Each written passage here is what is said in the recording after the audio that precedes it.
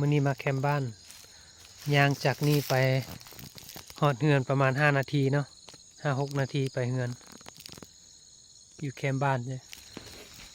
มื้อที่2นะมื้อนี้ก็วันอาทิตย์เนาะบ่อนี้แมันปีที่แล้วเฮาท่าได้20ปลายโตเนาะแต่ว่าปีนี้นกคือสิน้อยลงแล้วแต่ว่ามื้อนี้พลาดไป3-4 บาทเนาะมื้อนี้บ่ได้นกใหญ่แต่ว่าได้หลายตัวอยู่17ตัวเนาะ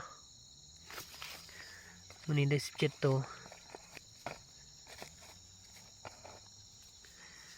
ได้17ตัวแต่มีแต่นกน้อยเนาะบ่มีนกใหญ่อันนี้เนาะน่ะยิงพลาดไป3-4 บาทเนาะมีลูกหนึ่งมีบาทหนึ่ง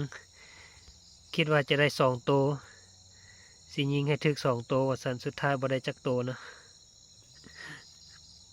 โอเคพบกันใหม่มื้ออื่นยังเป็นมื้อพักเนาะมื้ออื่นสิไปไกลหน่อยนึงติดตามผลงานมื้ออื่นอีกเทื่อนึง